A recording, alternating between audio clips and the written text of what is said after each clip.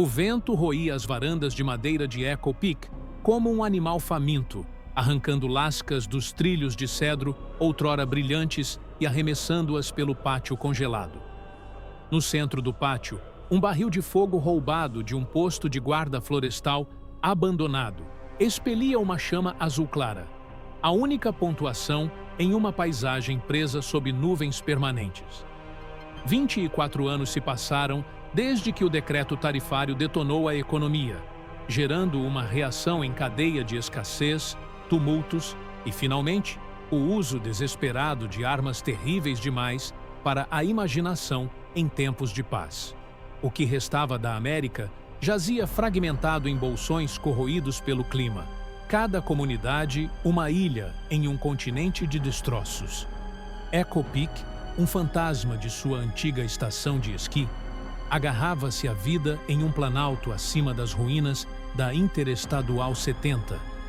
O antigo saguão de teleféricos estava destruído, as janelas entupidas com lonas plásticas costuradas, o isolamento substituído por carpetes pregados sobre as vigas. Um gerador, um dos últimos a diesel em funcionamento no condado, funcionava 3 horas por noite com óleo de fritura recuperado, apenas o suficiente para iluminar o refeitório e recarregar os equipamentos de ondas curtas retirados das vans da FEMA. Painéis solares rachados pelo granizo paravam a cada 2 dias. Turbinas eólicas congelavam quando o gelo congelava e travava seus mancais de guinada. Mesmo assim, as pessoas aqui resistiram. Cultivavam cogumelos nos vestiários desmontados, extraíam batatas de sacos de terra arrastados do vale, em caravanas de mulas, derretiam neve para irrigação por gotejamento e esperavam por uma primavera que não chegava mais com tanta segurança. Dentro do refeitório, os fios dos candeeiros tremiam, o seu brilho fraco manchando as mesas com manchas âmbar. 5 adolescentes curvavam-se em volta do suporte do rádio na parede dos fundos, o altifalante sibilando com uma estática demasiado forte para ser confortável, mas preciosa demais para ser abafada. A mais velha, Maya Solas, com 17 invernos e a cartógrafa de facto de Echo Peak, mantinha um dedo enluvado no botão de volume. A outra mão agarrava um caderno espiral coberto de borrões de lápis. Ao lado dela estava Rafe, com os ombros contraídos por uma energia inquieta, a bater com o código Morse contra o banco de metal. Ezra e Joe inclinaram-se perto o suficiente para que a sua respiração congelasse no pinho envernizado, enquanto Cami, a mais pequena da tripulação, encostava o ouvido à grelha, como se a própria estática sussurrasse segredos. Rafe foi o primeiro a quebrar o silêncio. Está lá de novo, triplo 4-0. Depois, a longa rajada. Esse é o nosso farol. Pode ser, corrigiu Maya, o lápis se movendo sobre as coordenadas. Ou pode ser outro reflexo fantasmagórico vindo da passagem. A ionosfera está mais perigosa do que o normal esta noite. Do outro lado do corredor, uma rajada de ar gélido anunciou a entrada de Shep Dunn, o relutante prefeito do resort e sobrevivente de 2 cercos da milícia. A neve salpicava sua barba. Ele bateu as botas, balançando a cabeça para o grupo de adolescentes. Vocês estão queimando diesel, rosnou. Se isso não é um sinal de emergência, desliguem.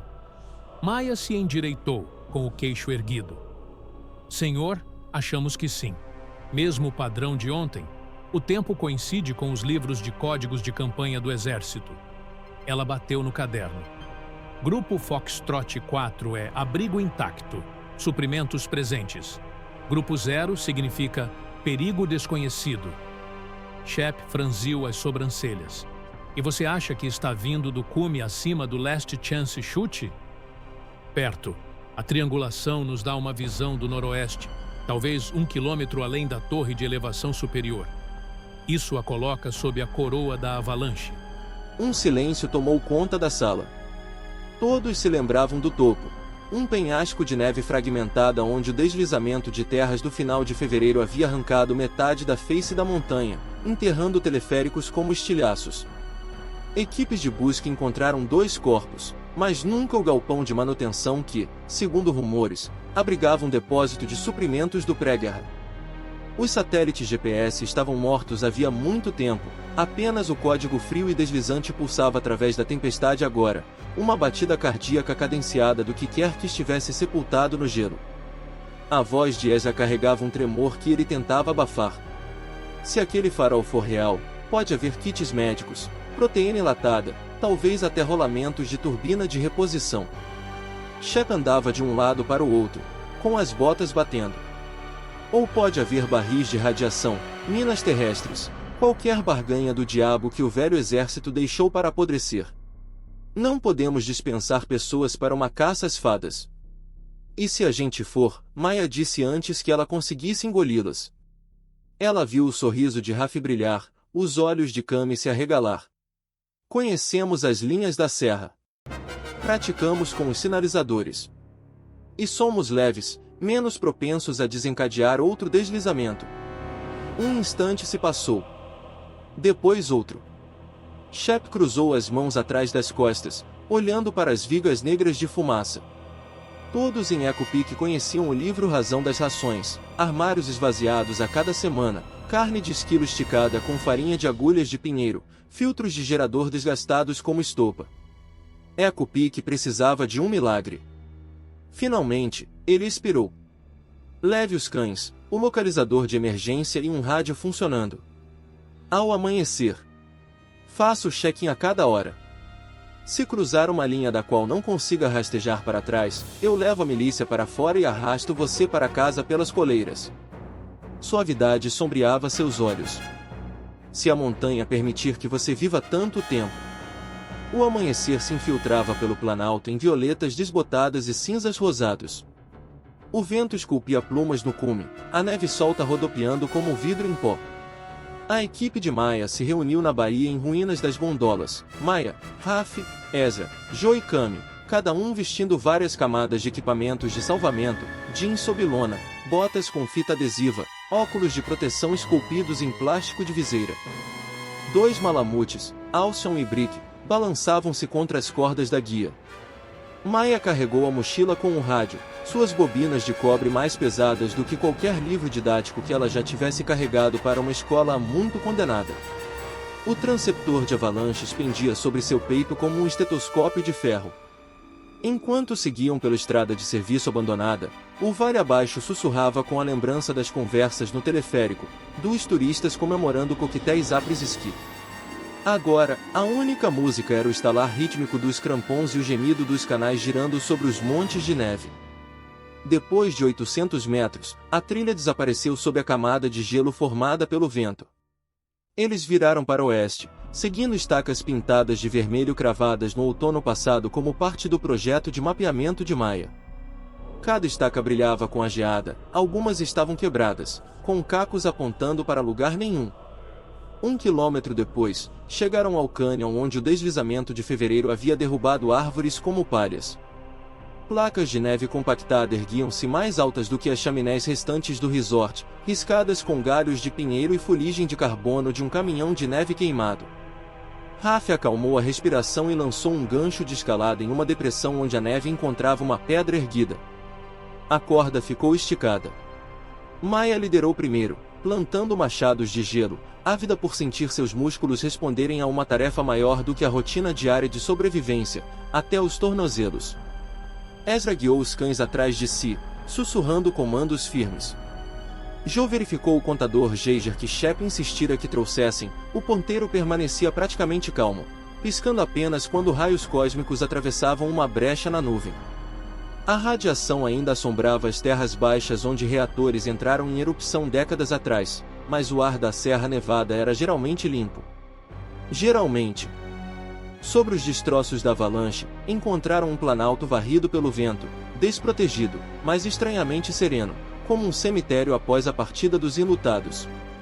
Ali, o sinal soou mais alto através dos fones de ouvido, um pulso triplo elevando-se acima dos intervalos estáticos. Os adolescentes formaram um círculo, com as antenas inclinadas, cruzando a fonte. Maia rabiscou os ângulos de intersecção, recalculando lentamente, como seu professor de matemática certa vez ensinou: meça 2 vezes, assuma que o mundo ainda existirá. Fica sob a cornija, concluiu ela. Cerca de 200 metros ao norte-noroeste. A cornija está saliente, alertou Jo. O ar quente das fontes termais pode tê-lo escavado.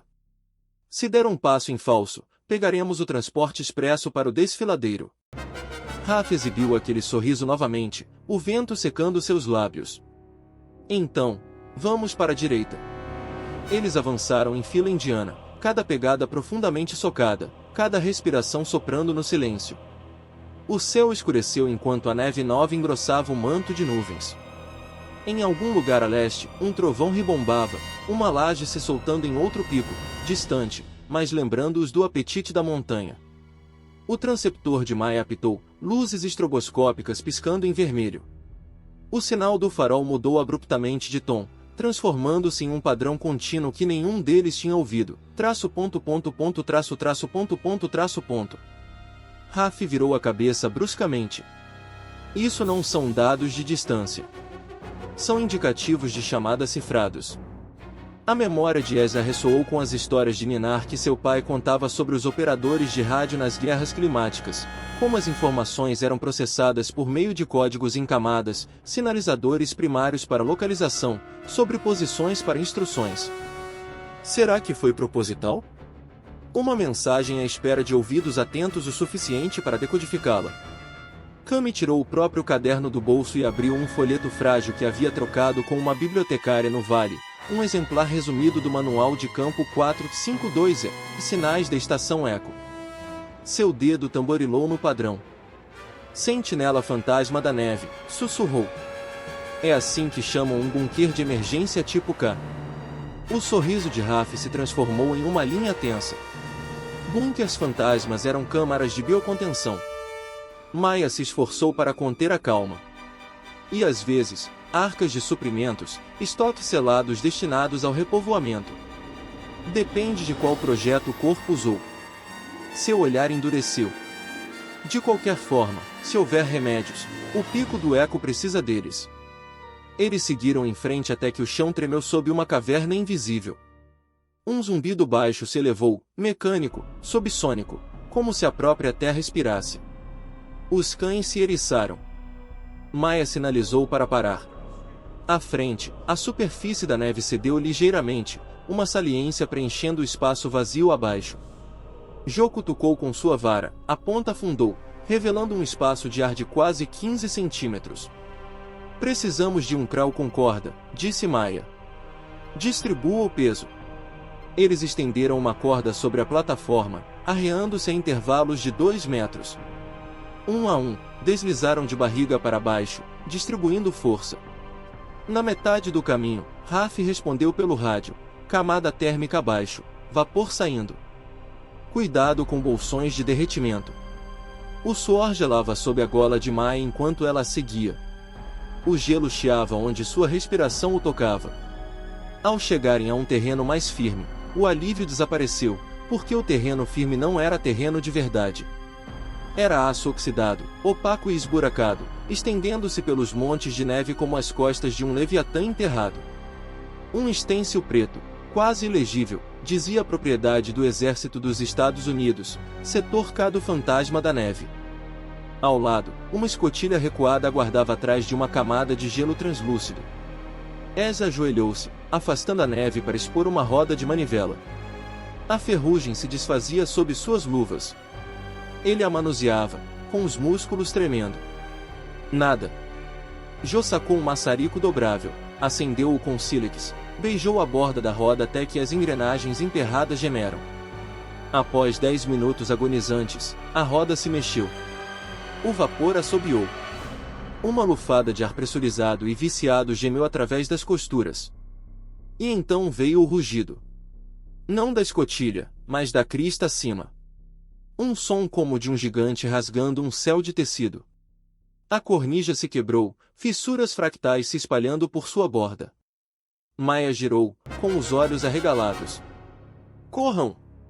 Mas a neve os ultrapassou. A plataforma que tinham acabado de atravessar se estilhaçou. Uma nuvem de pólvora detonou para cima enquanto milhares de toneladas de neve avalanchavam, devorando o desfiladeiro com fúria branca. A onda de choque o jogou contra a tampa de aço do bunker, o ar sendo sugado dos pulmões. O mundo se dissolveu em uma estática maior do que qualquer rádio poderia transmitir, um canhão de ruído branco abafando todos os outros sentidos. Segundos se estenderam por uma eternidade antes que o silêncio se instalasse, revelando os 5 adolescentes semi-enterrados sobre a escotilha selada. A corda os salvou, ancorada contra o aço, com as voltas extras agora cobertas por um acúmulo fresco. Cami tossiu, o riso se misturando aos soluços. Raf deu um tapinha em Alcyon, que latiu uma vez, com a língua salpicada de geada. O coração de Maya pulsava em seus ouvidos, mais alto que o farol. Ela apertou o fone de ouvido novamente. Surpreendentemente, a pulsação tripla continuou, imperturbável diante da birra da natureza, como se o que quer que estivesse dentro do fantasma da neve tivesse esperado tempo demais para se calar por algo tão trivial quanto uma avalanche. O vento silenciou. O céu, momentaneamente rachado pelo sol, revelou cirros altos brilhando em um tom rosa champanhe.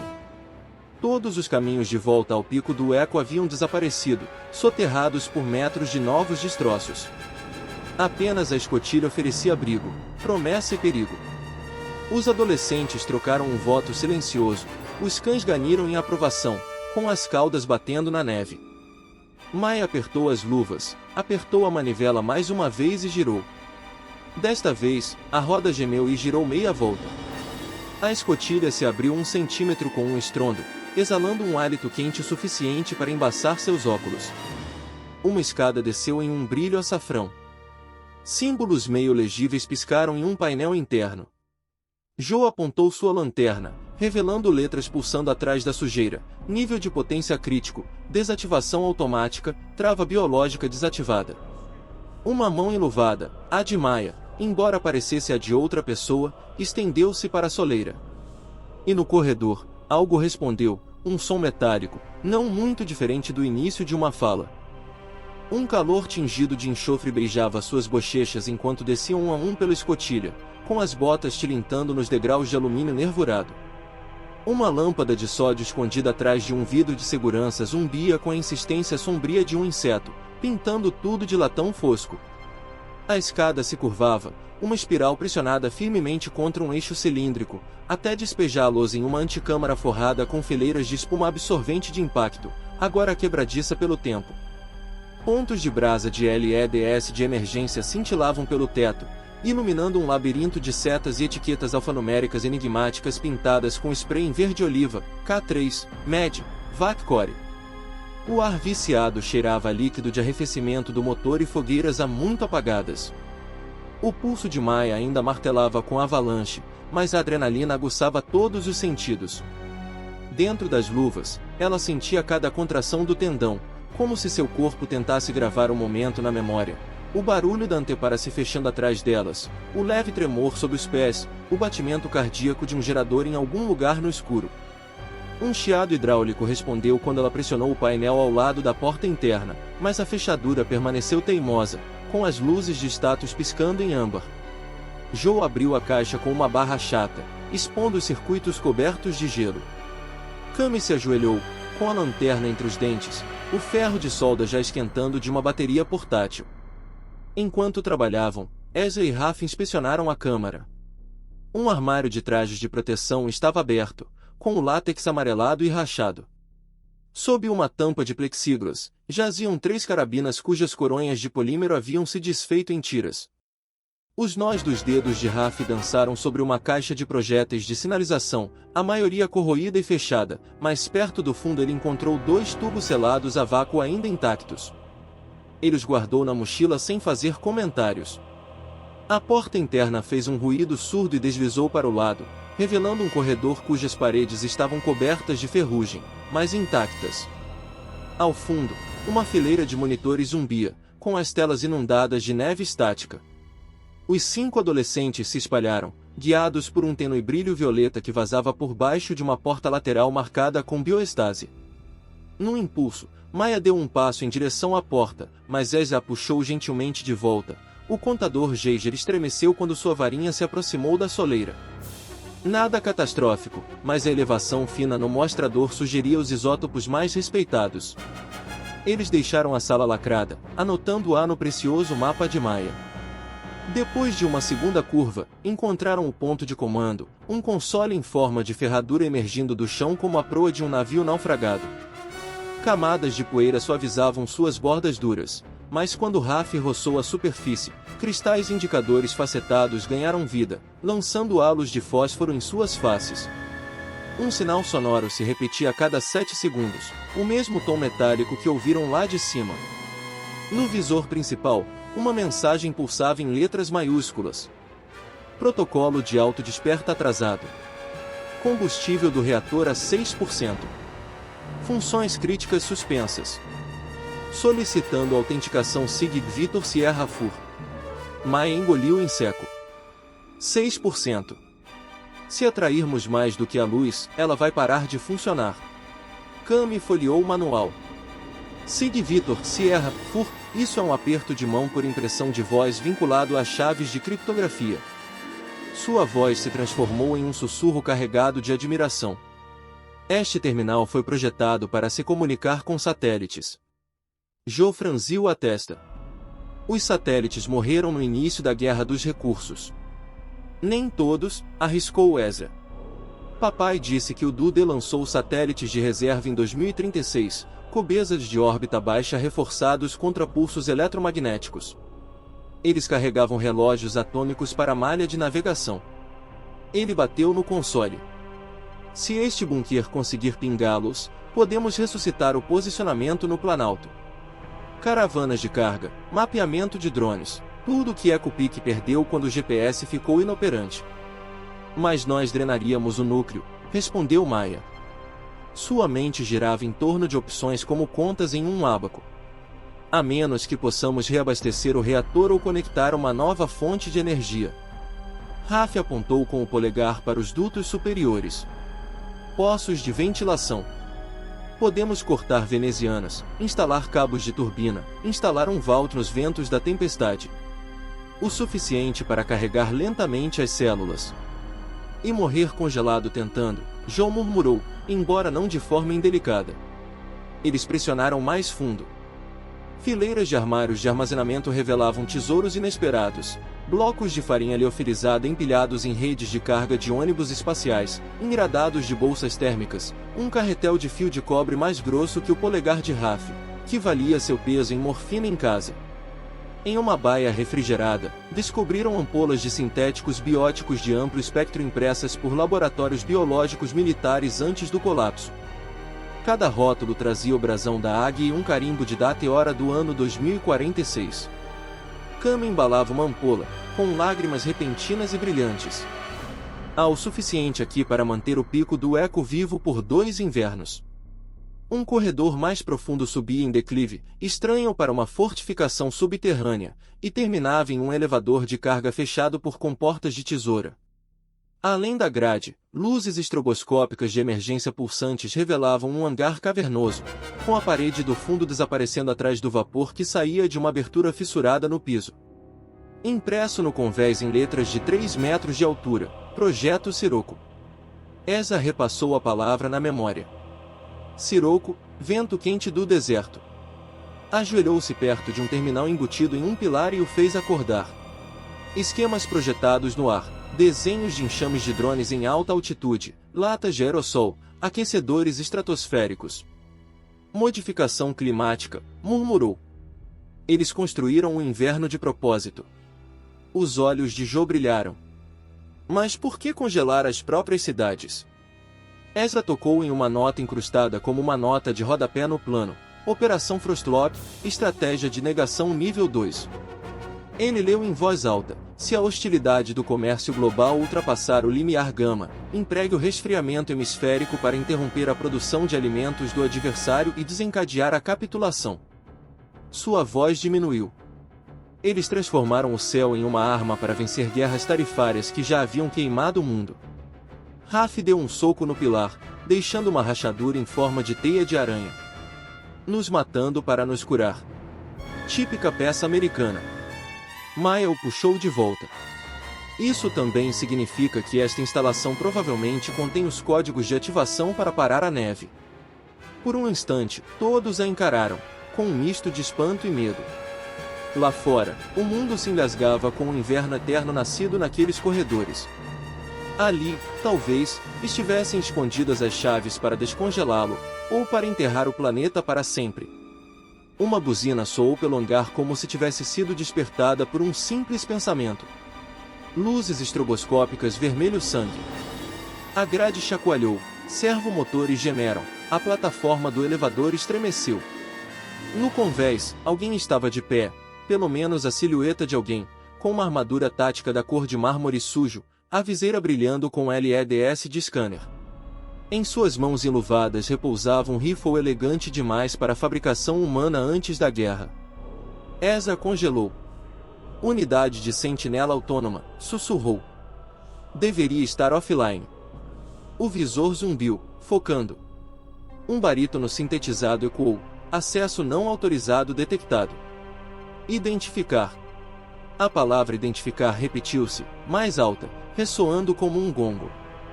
Raf ergueu as palmas vazias. Somos sobreviventes.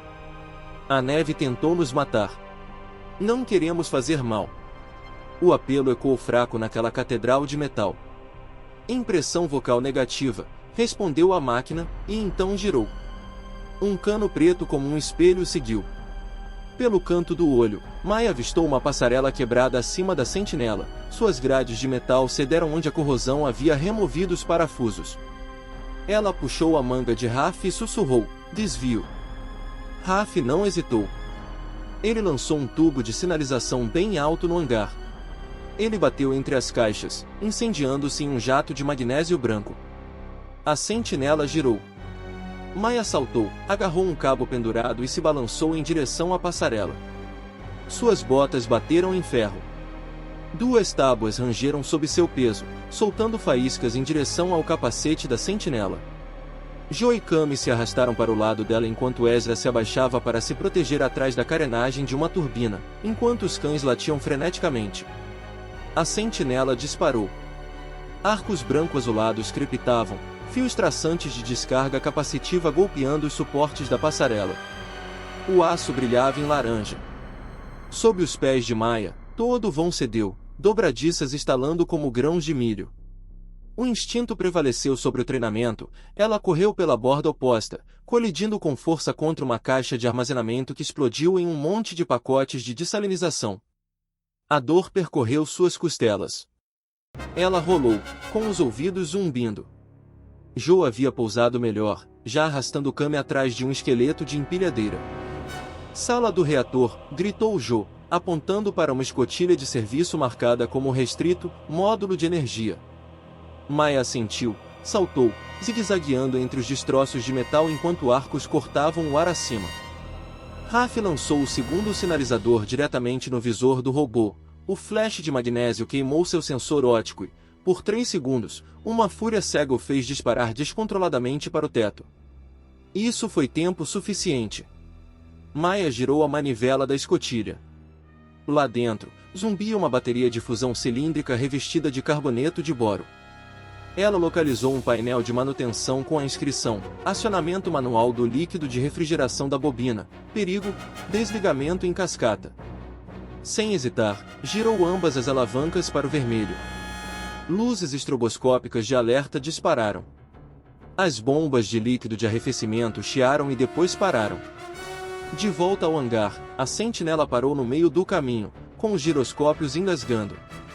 Um grito monótono entoava instabilidade do núcleo, prioridade de segurança 0. A viseira tremulou. Seu rifle caiu, o cano cuspindo uma faísca que se apagava. Então, como uma marionete com os fios cortados, a máquina desmoronou. O silêncio retornou, quebrado apenas por um gotejamento distante de condensação. Raf também desabou, rindo, a histeria misturada ao triunfo. Você deixou o trilho de energia dele sem energia. Maya expirou, com as pernas bambas. E temos talvez 20 minutos antes que a bateria acabe. Ela examinou a leitura, a temperatura do líquido de arrefecimento disparando, os módulos de autonomia desligando. Se a bateria falhasse, poderia inundar o bunker com fogo de nêutrons, ou simplesmente derreter em escória, tornando os dados do projeto Sirocco ilegíveis. Nenhuma das opções era aceitável. Ezra correu para um servidor Blade de rede, rezando para que as cabeças dos discos não tivessem travado. Um campo de placas holográficas surgiu, iluminando suas bochechas manchadas de fuligem. Posso copiar os arquivos do Sirocco à força bruta, mas preciso de energia e tempo. Maya avaliou o emaranhado de conduítes acima. Vamos reaproveitar o capacitor da sentinela. É um ultracapacitor, suficiente para alimentar o servidor para um despejo de dados. Raf já estava desmontando o robô desativado, com os dedos voando, Khan auxiliando com peças de seu kit de solda. Em poucos minutos, eles inseriram cabos grossos no compartimento do capacitor, conectando a porta auxiliar do rack do servidor.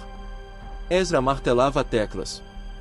Terabytes fluíam por links óticos em direção a um banco de dados de estado sólido portátil, do tamanho da palma da mão de Khan. Na tela, o progresso avançava a passos agonizantes. Enquanto isso, Joe e Maya improvisavam um circuito de resfriamento, pacotes de gelo desalinizado encaixados nas aletas de ventilação da bateria de fusão. Os cães puxavam um trenó de carga carregado com todos os recipientes de refrigerante que encontravam. Os ponteiros dos medidores tremiam quase no vermelho. 43%, 59%, 76%. Uma sirene soou novos alarmes. Limite de contenção atingido, ventilação necessária. Ventiladores de teto tossiram e depois pararam quando o trilho principal de energia ficou sem energia. O suor congelou nos lábios, a respiração pairou em nuvens brilhantes. 91, 97, concluído. Ezra arrancou o banco de dados. Consegui! Ele o selou dentro de uma bolsa de chumbo. Naquele exato instante, a bateria guinchou como um predador ferido. O invólucro metálico se expandiu. Sem discussão, eles correram para as escadas de acesso, Brick e Alcyon saltando à frente. Atrás deles, o núcleo de fusão cuspia um jato de plasma incandescente que subia pelo teto do poço, fundindo pórticos em uma teia de aranha derretida. Uma onda de choque se seguiu, arremessando-os pelo último lance para uma passagem lateral. Eles tombaram, os ouvidos zumbindo com o estrondo grave da infraestrutura em colapso. Quando o rugido se transformou em gemidos e estalos, Maya descobriu que estavam em um corredor que ela não havia mapeado, um corredor que subia levemente, talvez em direção a uma nova saída. Uma brisa leve agitava seu capuz, trazendo um ar que não cheirava a refrigerante, mas a pinho e ozônio. Acima, o cimento havia rachado, revelando o céu através das barras de aço. O sol do fim da tarde cortava a poeira, acendendo partículas de poeira como vagalumes. Raf assobiou baixinho. A avalanche abriu uma claraboia para nós. Ele olhou para Maya, com a sobrancelha erguida. Atalho para casa. Ela olhou para o banco de dados nas mãos de Ezra, para as caixas de remédios atrás deles, para os rostos machucados de seus amigos, não mais apenas adolescentes, mas veteranos de uma guerra particular. Ainda não, disse ela, com a voz baixa, mas ressonante. Sirocco mudou o mundo uma vez. Precisamos saber se esses códigos podem desfazer o que ele fez, sem matar todos os que restaram. Joe flexionou o ombro machucado. O que significa que não podemos carregar os remédios até termos certeza de que a montanha não vai vaporizar o estoque. Ezra deu um tapinha na bolsa. Levamos isso de volta e analisamos com o encache na torre de dados. O equipamento de rádio amador do Shep pode transmitir uma solicitação de descompactação para qualquer nó climático sobrevivente. Kami limpou a fuligem da bochecha, deixando uma marca como tinta de guerra. E se encontrarmos uma sequência de desligamento? Então, disse Maya, trazemos a primavera para casa. Eles recuperaram arreios de trenó dos racks de suprimentos destruídos, carregando 2 dúzias de ampolas e um carretel de bobina pequeno o suficiente para arrastar. Os cães se esforçavam, ansiosos apesar da exaustão. Enquanto o sol se punha para o oeste, derramando uma luz cor de damasco sobre as cornijas estilhaçadas do cume, os 5 sobreviventes escalaram a brecha e emergiram em uma encosta esculpida pela avalanche, estranha, perigosa, mas transitável. Abaixo deles, o pico do Eco aguardava, fios de fumaça das fogueiras noturnas serpenteando ao longe. Além, vales onde outros enclaves se esgueiravam sob a nevasca eterna. Miles imaginou colocando fones de ouvido naquela noite, ouvindo um sussurro através da estática, prova de que alguém lá fora havia encontrado um código esquecido e decidido tentar. Ela imaginou o calor se espalhando, não de reatores ou aquecedores de bunkers, mas da esperança. Atrás dela, bem no fundo do fantasma da neve, as últimas brasas do núcleo de fusão se apagavam, deixando apenas o silêncio e o eco tênue de um aperto de mão via satélite sem resposta por 2 décadas. À sua frente, a descida, depois a decisão, e então a revelação de segredos mais antigos que seus nascimentos. O vento a envolvia como uma pergunta. Horas antes do amanhecer, as lanternas da torre de vigia de Echo Peak piscavam para Morse ao longo da serra, acenando para a expedição voltar para casa. Mai e seus amigos mancaram pelos portões externos, com as bochechas queimadas pelo vento e as mochilas afundando sob a carga clandestina.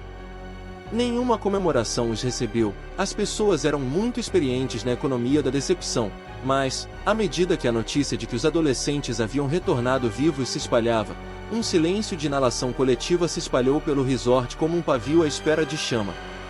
Shepard entrou no pátio, com o casaco à mostra, o rifle pendurado, mas sem a trava de segurança. Seus olhos se desviaram do cano salpicado de espuma de brick para o banco de dados prateado agarrado pela luva de Ezra. Ele não disse nada, apenas estendeu as 2 mãos. Ezra entregou a bolsa. Os polegares de Shep roçaram as listras de perigo como se confirmassem que o dispositivo era real e não a miragem de uma mente faminta. Então, ele fez um gesto para o grupo em direção ao refeitório. Lá dentro, os beliches do alojamento haviam sido empurrados para trás para dar lugar ao posto de comando do equipamento de rádio amador, uma dispersão de placas de ensaio marcadas por solda, osciloscópios recuperados e um PC de torre sustentado por GPUs de jogos canibalizadas, recuperadas de porões pré-desmoronamento. Nadia Juarez, engenheira de sinais residente de Echo Peak, tirou a viseira de soldagem e piscou para os recém-chegados. Quando Maya colocou a caixa de ampolas na bancada, os joelhos de Nadia quase cederam. Shep a segurou pelo cotovelo. Remédio. De verdade, com data marcada, dentro do prazo de validade. As lanternas da torre de vigia diminuíram em comparação. Mas o olhar de Maya se fixou no rack do servidor, uma caixa torácica de LEDs piscantes que representavam a mente da comunidade. Alimente o drive, disse ela a Nadia. Precisamos ver que tipo de interruptor de morte estamos segurando antes de abrir qualquer rolha. Eles instalaram o banco de estado sólido. Ventiladores giravam, códigos rolavam, somas de verificação de hash corriam pelo monitor como vagalumes. Então, árvores de diretórios floresceram, projeto Sirocco, controle drone Stratos, modelos climáticos, protocolos de desligamento. Nadia assobiou, baixo e assustado.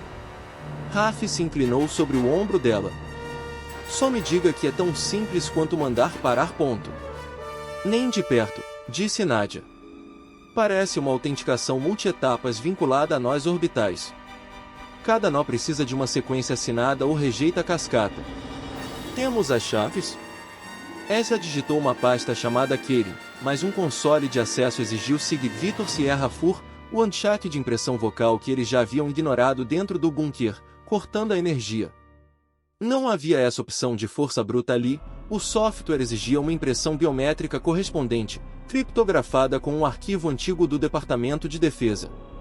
De uma cama de lona num canto, a doutora Iris Lang, a médica do assentamento, pigarreou. Ela estava fazendo o inventário dos antibióticos com as mãos trêmulas. Com ou sem chaves, temos uma triagem para fazer. Estamos com 17 latas de água potável e 9 sacos de grão sem mofo. Seu olhar se voltou para Shep. Se os códigos prometem um derretimento de gelo maior, precisamos agir rápido. Shep esfregou as têmporas. Você está me pedindo para postar a última alma desta montanha em matemática de 15 anos do Pentágono e uma impressão vocal que não temos. Maya deu um passo à frente. Então encontre alguém que saiba. O silêncio respondeu até que Raf pronunciou o nome que todos desprezavam, Cidade do Calçadão. Boardwalk, um assentamento espalhado pelo esqueleto drenado dos cassinos do Lago Tahoe, era um centro de trocas onívoro em seus apetites, armas, reagentes, carne. Seu senhor da guerra, o coronel Emerald Cain, afirmava ter linhagem com a antiga Guarda Nacional de Nevada. Se algum enclave preservava impressões vocais arquivadas, decodificadas, catalogadas, transformadas em armas, eram os cofres de memória de Cain. Shep apertou o maxilar. Nós negociamos lá sob escolta.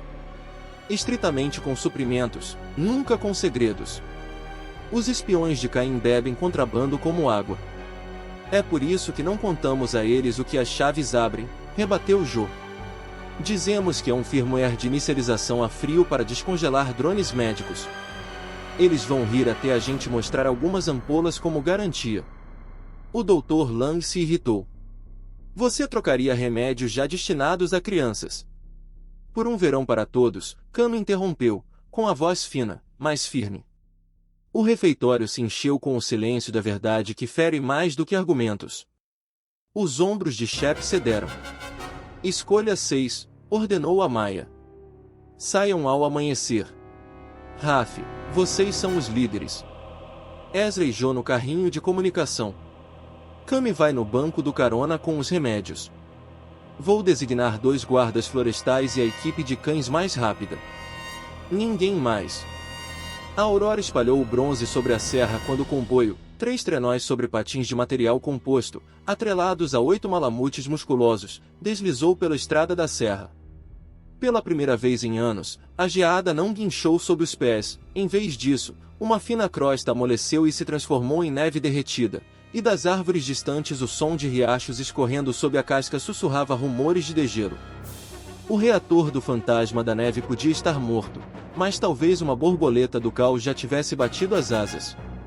Desceram por zigue-zagues marcados por antigos impactos de granadas, passando por lodipoles carbonizados onde faixas de neon ainda tremulavam dos tempos em que os governos fingiam que a recuperação era possível. Ao meio-dia, chegaram ao vale onde o asfalto da I-70 emergia de montes de neve em barbatanas negras de tubarão. Ali, os guardas de Shep se separaram, prometendo proteger-se das cristas. Silenciosos como orações, murmurou um deles, desaparecendo entre os pinheiros. A bacia da rodovia abrigava fantasmas de caravanas roubadas anos atrás, carcaças de plataformas queimadas, logotipos de empresas retocados e esfolados pelo gelo. No entanto, novos trilhos esculpiam a neve, patins de trenós de aço seguiam na mesma direção. Boardwell tinha comércio. Pagava recompensas por sucata de cobre, frutos do mar enlatados durante a última pescaria em funcionamento no Alasca e rumores de relíquias tecnológicas.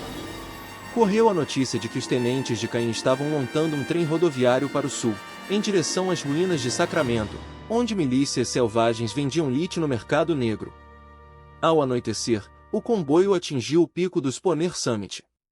Abaixo, o lençol congelado de Tahoe refletia o céu vermelho em mosaicos rachados. Na costa sul, o brilho de Boardwell pulsava como uma aurora maligna, luzes de corda movidas a diesel roubado de oleodutos do deserto, neon recuperado de tendas de cassinos, LEDs alimentados por geradores a pedal operados 24 horas por ciclistas contratados. Um perímetro de contêineres cercava o assentamento, empilhados em 2 níveis e pintados com murais lúgubres, lobos rosnando, rainhas pin-up com máscaras de radiação, o slogan traidores congelem, comerciantes festejam. No portão 12, guardas com Kevlar descombinado exigiam pedágio, munição ou antibióticos. Ezra apresentou uma única ampola, o guarda fungou, lambeu os lábios e acenou para que passassem. Lá dentro, aromas os bombardeavam, enxofre de óleo de cozinha manchado, tochas de piche de pinho, cheiro forte de cogumelos em fermentação. Caixas de som tocavam remiches de antigos hinos de campanha em ritmo de swing. Comerciantes vendiam carne seca esterilizada por Geiger, insulina falsificada, e headsets de realidade virtual antigos conectados a células solares. Acima de tudo, erguiam-se os restos mortais do Hotel Montbleu, agora a cidadela de Caim, com suas janelas estilhaçadas remendadas por persianas blindadas. Holofotes vagavam como deuses desinteressados. Eles amarraram cachorros do lado de fora de um bar chamado Polar Parlour, onde vagões de gôndola recuperados serviam de cabines.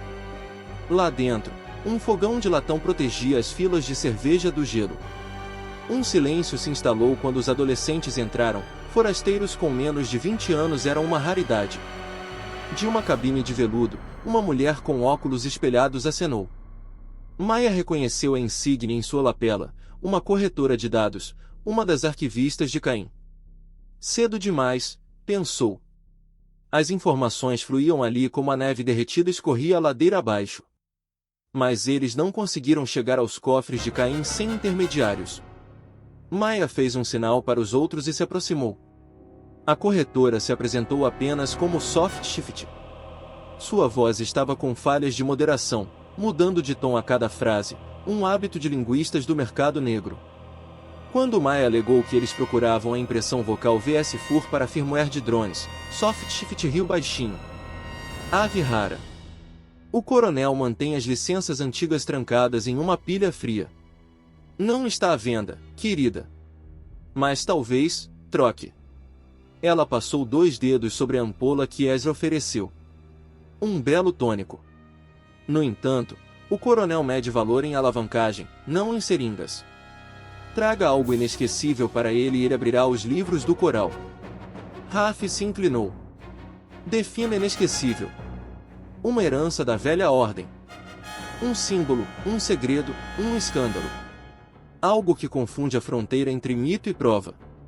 O cérebro de Maya disparou. Que artefato se comparava a um interruptor de segurança climático?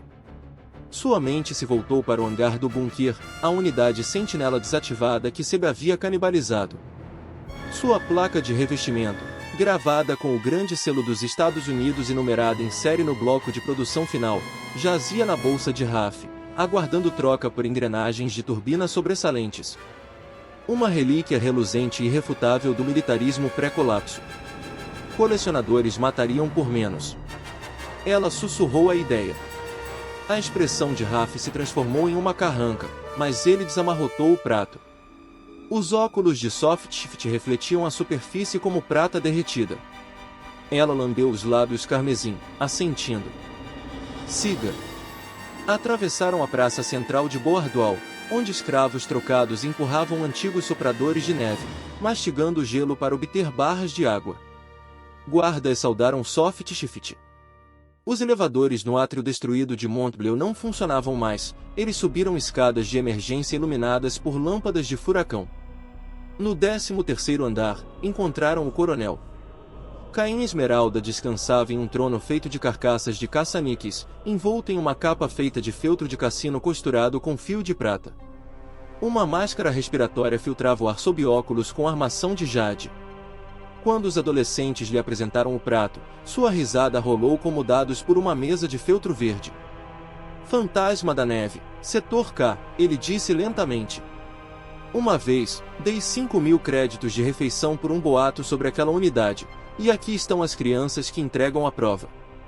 Seu olhar se voltou para Soft Shift, o corretor fez uma reverência. Caim acionou uma alavanca de latão em um interfone antigo. Intendente, prepare o fonógrafo do cofre. Momentos depois, desceram ao porão do hotel, mais fundo do que o senso de direção de Maya permitia. Através de um labirinto de corredores, chegaram a uma sala onde prateleiras de rolos de fita vintage e discos óticos zumbiam a velocidades glaciais. Um técnico configurou um microfone, cuja membrana era revestida de ouro. Fale a frase em código, instruiu Caim a Maya, para que a máquina possa calibrar. Maya hesitou. A mão de Soft Shift roçou em um coldre. Maya pigarreou e recitou a sequência genérica dos metadados de Sirocco. Ícaro subindo, vetor a sotavento, sequência de espera. O rolo de fita engatilhou, imprimindo sua assinatura espectral para alinhamento de reprodução. Caim então tirou um cartucho sem rótulo de uma bolsa criogênica. Ele dorme com minhas melhores canções de Minar, disse ele, a voz que transmitia um orgulho assustador. Colocou-o no fonógrafo.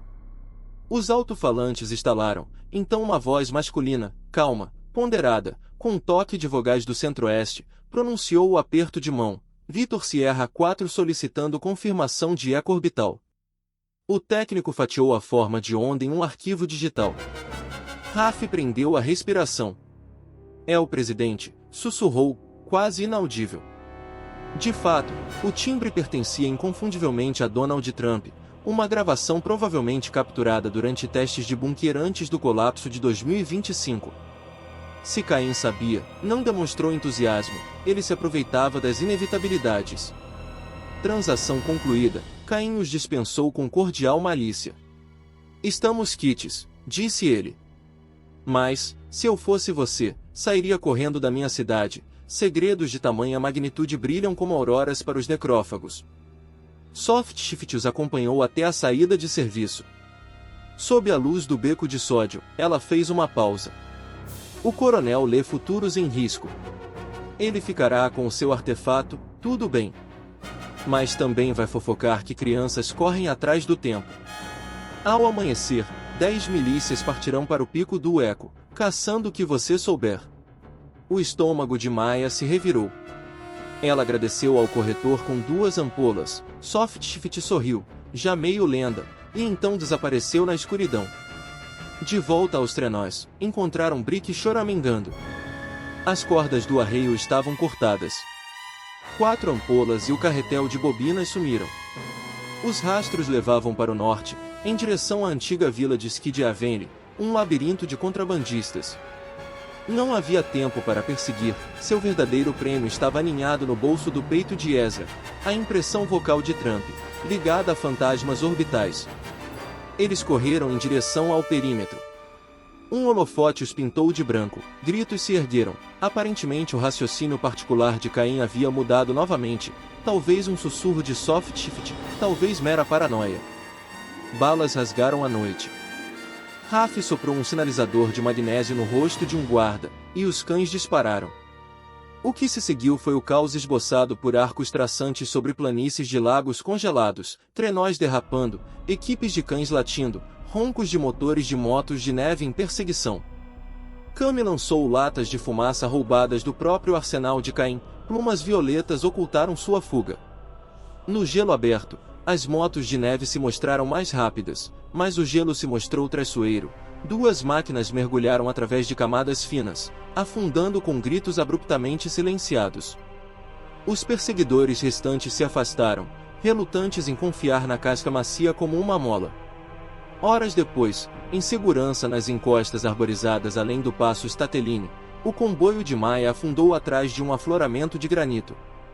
Beberam neve derretida e ouviram harpas eólicas nos pinheiros.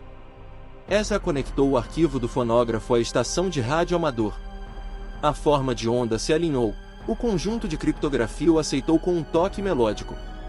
O chaveiro foi destrancado, seu conteúdo se desenrolando como um lótus. Tabelas de Uplin de satélite, scripts de contagem regressiva à prova de falhas, inversões de polaridade do aquecedor atmosférico. Se executados integralmente, os protocolos prometiam elevar as temperaturas médias da troposfera em 4 graus Celsius ao longo de 3 anos, o suficiente para restaurar os padrões de precipitação, o suficiente para desmantelar a frágil camada de neve, o suficiente para inundar enclaves costeiros sustentados por pontões. Raf olhou para as linhas de código como se fossem feitiços de bíblias esquecidas. Toda vida por toda vida, murmurou. Quem decide a maré? Joe apontou para o cabeçalho de um comentário. O cascade pode ser pausado em nós de estrangulamento regionais. Podemos controlá-lo, disse ela. Teste células de descongelamento em zonas de teste. Observe. Amplie se for seguro. Onde é seguro quando os desertos inundam e as geleiras vomitam? Cami retrucou, com a voz embargada. Maya sentiu o peso das montanhas se acomodar em seus ombros. Mas outro peso a atingiu, a lembrança de crianças ofegantes em enfermarias mofadas, de filas de racionamento onde os mais velhos trocavam alianças de casamento por nabos liofilizados. Se a primavera existisse, ela não poderia ser guardada como relíquias no cofre de Caim. Ela se ajoelhou perto do barril de fogo que eles haviam acendido. As chamas tingiram seus amigos de dourado. Uma escolha está diante de nós, disse ela suavemente. Vamos para casa, consertamos a rede ME, transmitimos um desbloqueio parcial, testamos a Sierra primeiro. Observamos os rios. Compartilhamos dados, convidamos todos os enclaves a votar. Não um decreto, mas um pacto. Ezra assentiu, com a determinação se aguçando. Jo ofereceu um sorriso magoado. Cam enxugou as lágrimas e endireitou os ombros minúsculos. Raf atiçou o fogo com um bastão de esqui quebrado. Democracia na nevasca, disse ele. Que pista de esqui incrível! Nós vamos esculpir, Maia prometeu. Um galho estalou atrás deles. Os guardas de Shep desapareceram do mato, com os rostos cobertos por uma camuflagem de fuligem. Nós seguimos sua tempestade de problemas a noite toda, disse o guarda florestal líder. Os bandos de guerra do calçadão se reúnem, eles marcharão ao amanhecer.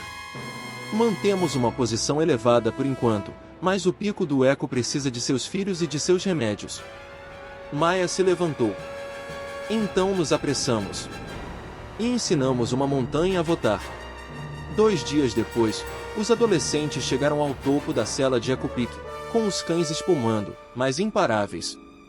Atrás deles, baixas no horizonte, colunas de fumaça preta marcavam o avanço das milícias que vasculhavam o caminho. Dentro do resort, voluntários instalaram antenas parabólicas em todas as telhas que não haviam sido levadas pelo vento na última ventania. Nadia emendava cabos, com as pálpebras trêmulas, sem conseguir dormir. O Dr. Lang distribuía antibióticos diluídos em tendas de triagem.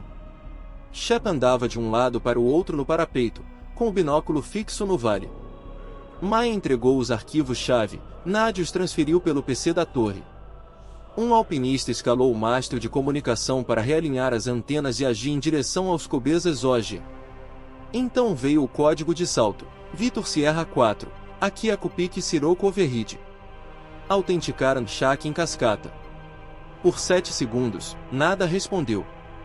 Então, o próprio espaço sussurrou, a estática se abriu como cortinas e uma voz digital, fria como a luz das estrelas, respondeu, autenticação aceita. Aguardando índices regionais.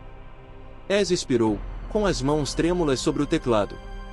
Ele carregou as coordenadas da grade da Sierra Nevada, verificou novamente os aceleradores de segurança e olhou para Maia.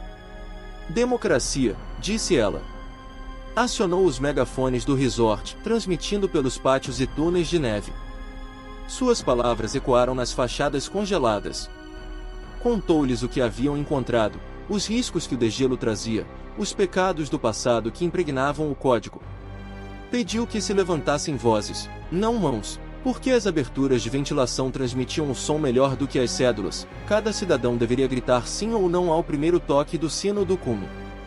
E quando o sino tocou, um rugido se elevou, irregular, mas determinado, serpenteando pelos corredores de pinho, ricocheteando nas torres dos teleféricos, reunindo-se até se tornar um imperativo singular, começar. Ezra pressionou executar. Satélites aceitaram novas ordens, aquecedores estratosféricos adormecidos despertaram, redirecionando arcos de energia. Acima da troposfera, microdrones giravam as nadadeiras, refratando faixas solares em padrões destinados a soltar as mandíbulas do inverno. Correntes invisíveis se deslocaram. Horas depois, quando os bandos de guerra de Boardual chegaram à base da montanha, o granizo se adensou em flocos pesados e úmidos, anormalmente quente para março. Sirenes de avalanche soaram, encostas se desestabilizaram não pelo frio, mas pelo cisalhamento do degelo. Os pilotos da frente de Caim abandonaram as motos de neve que afundavam na neve derretida, com os motores afundando. Eles recuaram, disparando tiros frustrados contra cornijas derretidas que respondiam com deslizamentos estrondosos. A montanha havia escolhido sua lealdade. À noite encontrou Maia na varanda do chalé onde a conhecemos, com o caderno esquecido. Ela observou gotas d'água escorrendo pelos trilhos de cedro, abrindo caminhos na sujeira. Pela primeira vez desde antes de nascer, ouviu água pingar, não pingentes de gelo se partindo, mas líquido genuíno encontrando gravidade. Cheirava a promessas. No entanto, ao longe, a oeste, um banco de nuvens carregadas se formava, sinal de que o clima não cedia sem protestos. O pico do eco havia posto a história em movimento, para onde ela iria, ninguém sabia. Mas Maia sentiu o peso no peito se dissipar um pouco. haveria mais votos, mais códigos para equilibrar, mais inimigos cujo poder se esvairia com a escassez.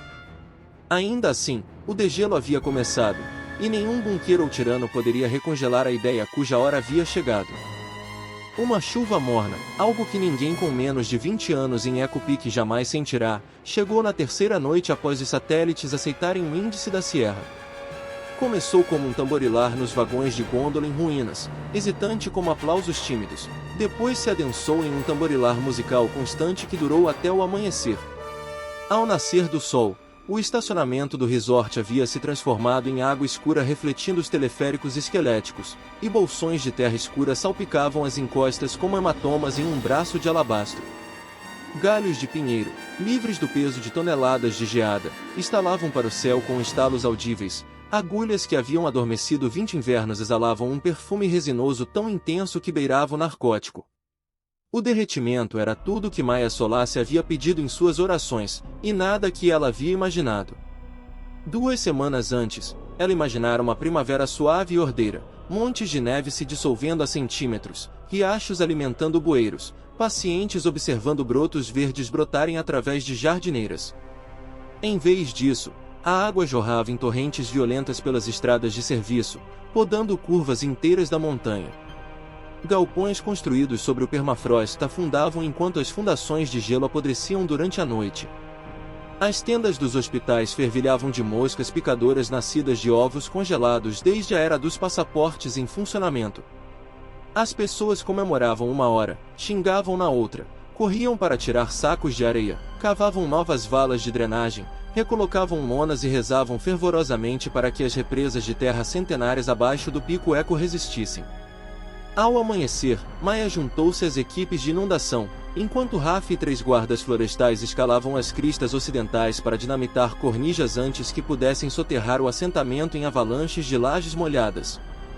Ezra e Nadia permaneceram colados à plataforma de rádio, persuadindo enclave após enclave a entrar na malha de votação.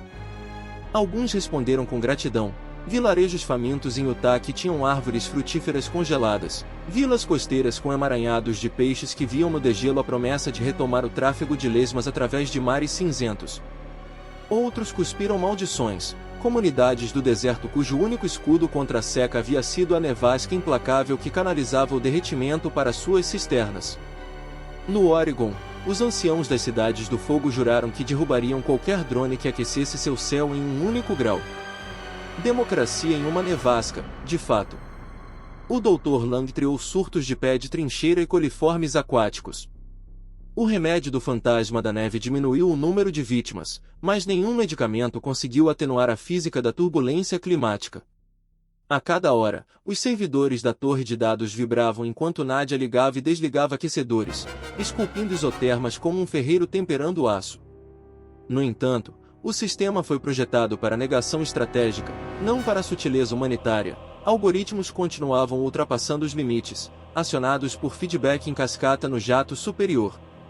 Reduzir demais a velocidade e as temperaturas do céu despencaram, gerando tempestades de granizo que destruíram as primeiras mudas que surgiam na neve derretida, avançar em um empurrão e as nuvens explodiram como diques rompidos, afogando bueiros improvisados. Ao anoitecer do 5º dia, Maya reuniu sua tripulação original no refeitório, o silêncio ocasionalmente interrompido pelo baque da água batendo nas calhas. O cansaço havia empalidecido seus rostos, mas o propósito ainda ardia. Um mapa aberto sobre a mesa exibia sobreposições de satélite, fantasmagóricas em sua clareza recém-descoberta, de toda a costa oeste. Falhas ainda marcavam as imagens onde os drones falhavam, mas a composição revelava uma verdade aterradora. Os rios ganhavam vida em convulsões velozes como serpentes, esculpindo novas linhas em cidades cujos planejadores haviam esquecido os códigos de várzea há muito tempo. As ruínas de Sacramento brilhavam como um mar interior. A parede de contêineres de Boardwalk, projetada para gelo estático, agora cedeu como uma ferradura meio derretida, metade dos barracos abandonados em favor de andares mais altos de cassino. E correndo direto para a bacia de drenagem de Echo Peak, havia uma flor negra como tinta de água derretida saturada de fuligem, o escoamento industrial de fundições de baterias abandonadas rio acima, agora expelindo óxidos soltos de seus tanques enferrujados. Joe apontou o dedo para a tela.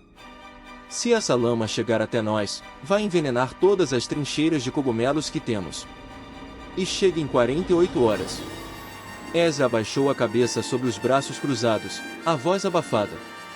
Podemos estrangular os aquecedores regionais novamente, puxar a linha de congelamento para o sul, ganhar tempo, mas sufocaríamos enclaves desérticos justamente quando sua colheita de cactos germinasse. Ele ergueu os olhos torturados. Cada ajuste rouba a vida de alguém. Kami, o mais novo, mas raramente o mais quieto, disse, então precisamos de outra ferramenta. Não de calor bruto. Algo que filtre a água antes que ela mate. Silêncio, exceto pela chuva percussiva. Raf expirou com dificuldade. O hangar do Fantasma da Neve não era só um brinquedo meteorológico. Lembram-se das galerias de ventilação que nunca exploramos? Os conveses de serviço dos drones podem conter cápsulas de depuradores atmosféricos. Cientistas da Primeira Guerra testaram filtros de zeólite em veículos do tamanho de máquinas de venda automática.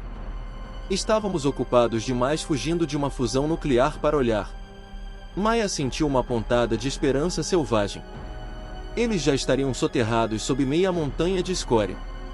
Soterrado, concordou Raf, mas não inacessível. A avalanche cavou novas calhas. A luz do dia está invadindo partes do Fantasma da Neve que ninguém viu desde o comissionamento. Poderíamos enviar uma equipe para lá, retirar os pós e prendê-los na foz do rio. Não é elegante, mas um filtro de carvão do tamanho de um vagão de carga pode polir muito veneno. Jo franziu as sobrancelhas. E os bandos de guerra de Caim? Podemos tê-los derrotado com uma surra, mas eles voltarão assim que encontrarem equipamentos anfíbios. Cada costas desarmadas viradas para o oeste é um convite. Maya se levantou. A decisão tomou forma como uma lâmina em sua mente. Nós nos dividimos. Uma equipe de ataque traz de volta os depuradores. O resto fortifica a passagem, com ou sem enchente. Olhos encontraram os dela, não buscando permissão, mas verificando sua determinação. Eles a encontraram. Descem Into Snow Ghost, episódio 2, provou ser mais feio que o primeiro. A brisa da primavera havia perfurado túneis sob a camada de detritos, tornando os antigos pontos de ancoragem pouco confiáveis. Raf liderava com a arrogância habitual disfarçada de imprudência, cravando pitons no gelo que uivava sob o degelo. Maya seguia, com a tocha presa entre os dentes, os pulmões se contorcendo com o fedor da corda de sisal apodrecida, abandonada pelos engenheiros da rede de busca décadas antes. Abaixo da escotilha original, eles descobriram cavidades frescas por onde a água da geleira escorria pelas chaminés de ventilação rompidas do bunker. Vapor quente, com enxofre, subia, revelando o coração moribundo, mas ainda feroz, do núcleo de fusão. Eles navegaram em cordas com nós por pórticos retorcidos até entrarem em um anexo rotulado como Câmara de Aerosolação Beta. Lá dentro, elevadores de teto sustentavam 3 veículos que lembravam caminhões de comida blindados, exceto pelo teto repleto de funis de admissão telescópicos. Ao longo de uma parede, um extenso de instruções dizia: Unidade Móvel de Filtragem de Fluxo de Armafu 03. Para implantação em bacias contaminadas. Autonomia de energia, biodiesel ou turboeixo. Saída, captura de 91% de partículas abaixo de PM2,3. Jo assobiou, apesar de tudo. Eles construíram jarros Brita sobre trilhos. Cada Mafu ainda ostentava etiquetas de segurança nas escotilhas, nenhuma havia sido comissionada. O painel de diagnóstico da primeira unidade, quando conectado improvisadamente a um jumper de bateria, exibia um código âmbar, células de combustível dissecadas. Mas a segunda foi ligada, com relógios de software contendo carimbos de data apenas uma semana antes dos bombardeios que haviam enterrado Sirocco em segredo. A terceira piscou errática e depois voltou à vida por completo, a inteligência artificial de bordo anunciava, com um nítido entusiasmo de marketing pré-colapso, sua prontidão para servir. Kami acariciou o console, com uma risada carregada de admiração. Eles estão falando com a gente. Espero que sejam mais amigáveis do que o último robô que acordamos, resmungou Raf, acionando os freios das rodas. Certo, vamos rebocar a unidade 2. A unidade 3 se dirige sozinha, se conseguirmos combustível dos tanques de diesel mortos perto das oficinas de gondolas. O combustível, descobriu-se, era músculo humano e neve derretida. Os tanques de biodiesel nos lixões de lixo de cozinha de EcoPeak ainda continham gordura de soja congelada. Um dia de fervura e coagem produziu lodo âmbar suficiente para alimentar os dois MAFUS. Eles instalaram esquis de reboque, amarraram cães-arreios improvisados, e com xingamentos, assobios persuasivos e o empurrão ocasional de um pé de cabra contra esteiras congeladas, puxaram 2 caminhões de filtragem de 40 toneladas por corredores de avalanche amassados em direção ao Rio do Vale. Durante aquelas horas, Maia vislumbrou, em lampejos, a primeira crença elétrica retornando aos rostos de seu povo. Enquanto o comboio rangia pelas muralhas da milícia, engenheiros com as mãos enfaixadas aplaudiam. Velhos mancavam dos barracos para tocar a tinta dos caminhões, como se estivessem verificando a realidade concreta. Crianças que ainda não estavam doentes de mofo rabiscavam nomes nos painéis de proteção: River Savir, Spring Smith, OP-Box. Enquanto a equipe de ataque de Maia transportava a salvação morro abaixo, o segundo ataque de Boardoal rugia do sul em semi-lagartas anfíbias recuperadas de depósitos navais submersos. O coronel Caim pilotava o LVT da frente, com sua capa de feltro de cassino trocada por um traje seco de mergulho e lentes de respirador esmeralda. Ele havia adivinhado, corretamente, que EcoPeak havia trocado o calor pelos filtros, e filtros não podiam se defender sozinhos. Seu comboio vadiou ravinas de neve derretida, ancorando cabos nos bancos encharcados onde a avalanche havia desmoronado. Ele avançou em colunas de 4, com as torres estalando. Mas os defensores de EcoPeak, sob a direção de Shep e Nadia, reconectaram os drones meteorológicos uma última vez. Eles redirecionaram os aquecedores de satélite não para a ampla troposfera, mas para feixes da largura de uma agulha. Eles enterraram a rota de Caim sob micronevascas de água super resfriada congelada. O efeito foi um campo minado de retalhos. Caminhões que se desviavam para quadrados errados da grade de GPS se viam colados em cimento de gelo instantâneo, trilhos contínuos travados, blocos de motor rachando enquanto o líquido de arrefecimento se transformava em lama. Outros perfuravam trechos de lama em rochas inclinadas e quentes e capotavam, despejando homens em águas derretidas. Enquanto isso, os patrulheiros de Shep se posicionavam em esquis acima da linha das árvores, com os rifles compensando a resistência do ar cada vez menor. Eles disparavam apenas quando as unidades de Caim se libertavam das armadilhas climáticas, um tiro de advertência na blindagem, potente o suficiente para redirecionar, mas não matar. Para cada caminhão capturado intacto, as equipes de engenharia de EcoPeak arrancavam torres, aparafusavam tanques de armazenamento e integravam o chassi a uma frota crescente de lavadores de água. Quando Caim finalmente abordou a muralha externa do pico do Eco, agora uma barricada apressada de carcaças de lontras da neve, encontrou a guarnição da montanha desarmada, segurando jarros de lama retirados da inundação tóxica. Shep transmitiu por rádio em frequência aberta: "Coronel, é isso que sua cidade comercial andou bebendo. Vamos devolver." Com isso, voluntários despejaram a lama fedorenta pela face rochosa, onde se infiltrou nas trincheiras avançadas de Caim, tingindo suas botas de preto.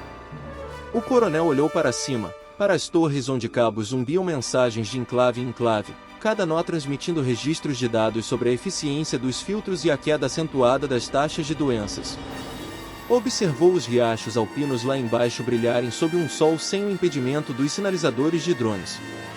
E percebeu que a guerra não dependeria da contagem de balas, mas da narrativa: se Boardoal permaneceria uma economia predatória ou se reinventaria como um centro de distribuição para a vida.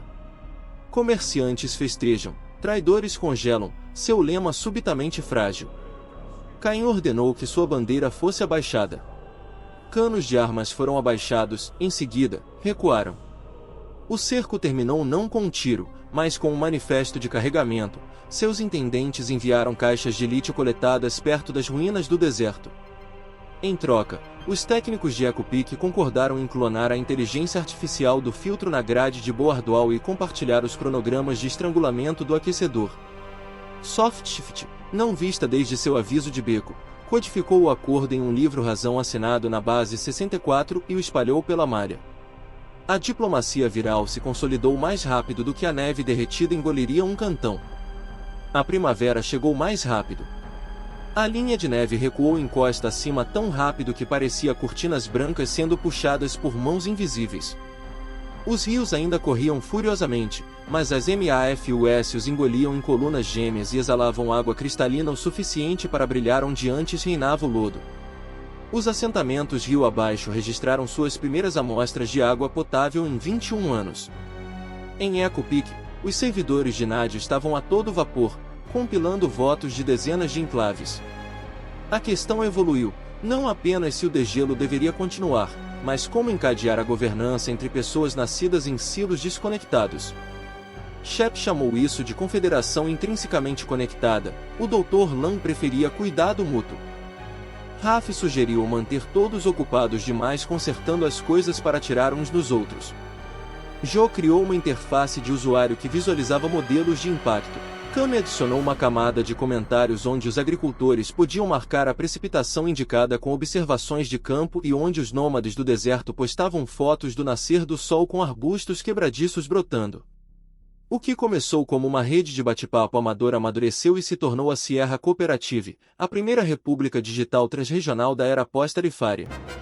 A cooperativa nunca falou de forma unânime, a democracia provou ser tão confusa quanto a água do degelo, mas certos axiomas se consolidaram. Dados são pão. CSVs de sensores brutos sempre fluiriam abertos e livres, assinados criptograficamente, mas visíveis na tela de qualquer enclave, anulando assim o monopólio. Ferramentas superam armas. Qualquer equipamento de guerra capturado deve ser convertido para uso civil antes do próximo solstício ou entregue como sucata às fundições cooperativas. Calor não pertence a nenhum trono. Os códigos de uplink para satélites residiam em 5 servidores espelhados no oeste.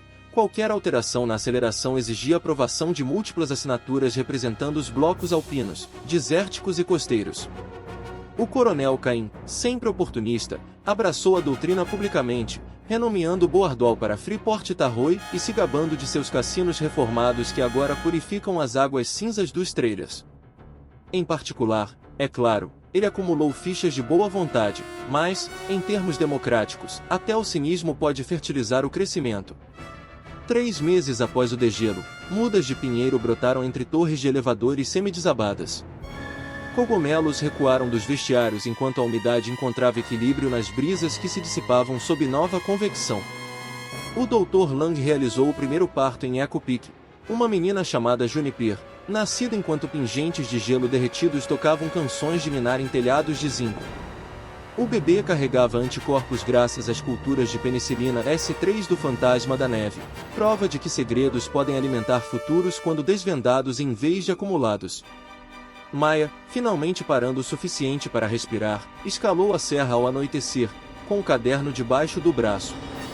Daquela posição privilegiada, avistou um vale agora salpicado de faixas verdes. Mais a oeste, uma fileira de lâmpadas de sódio marcava o local onde as equipes da Freeport instalavam trilhos feitos de sucata de cassino, com o objetivo de reconectar os enclaves de Reno com estações de água nas montanhas. A leste, nuvens carregadas de umidade avançavam além de Carson Gap, chuva demais se não fosse controlada. Ela ligou para Nadia, sugerindo uma redução de 2% no aquecimento. Menos de 1 hora depois, os drones aceitaram.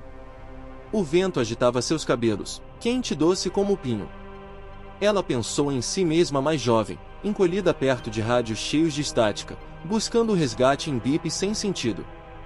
Na voz falha de Soft Shift, na ganância de Caim, na neve que tentava apagá-los. Lembrou-se de levantar a escotilha do bunker após a avalanche, de cães latindo na escada iluminada por enxofre, e sentiu um eco daquela mesma decisão elétrica, atravessar a soleira, o que quer que a esperasse. Raf apareceu, carregando uma caixa de madeira com cheiro de diesel e cerejas. Dentro, havia lascas de gelo glacial soltas de fendas altas, cristais azuis mais antigos que o tempo registrado, agora derretendo rápido como açúcar. Imaginei que você ia querer uma lembrança, disse ele, envergonhado. Tudo está mudando mais rápido do que podemos escrever. Maya pegou um caco entre os dedos e observou-o pingar. Então continuamos escrevendo. Histórias, manuais de manutenção, cantigas de ninar. Histórias também são filtros, elas prendem os venenos do esquecimento. Abaixo, o sino do cume do Pico Eco tocou 3 vezes, sinal de mensagem recebida na malha cooperativa. A voz de Ezra crepitou, amplificada por todo o vale. Atenção, enclaves, Cobezades relatam estabilização do temperamento em todo o setor Alfa 5. Precipitação normalizando, risco de incêndio moderado. Resultados da votação apurados, 72% a favor da mudança dos conjuntos de aquecedores para o alívio da seca nas planícies do norte. A operação Chuvas das Pradarias começa à meia-noite. Maia sorriu. Novos horizontes, circulares como uma órbita, mas amplos como a esperança. Ela se virou para Raf. Pronto para cavalgar. Ele deu de ombros. Sempre pensei que o apocalipse seria o fim. Acontece que é só manutenção rio acima. Ele ofereceu a mão. Ela a apertou. Juntos, desceram uma encosta reluzente com grama recém-nascida, em direção a holofotes onde engenheiros soldavam trilhos, crianças corriam em terra firme pela primeira vez e idosos aprendiam a pronunciar palavras que suas línguas haviam esquecido, como plantio, primavera e amanhã. Porque o amanhã, finalmente, teve espaço para crescer.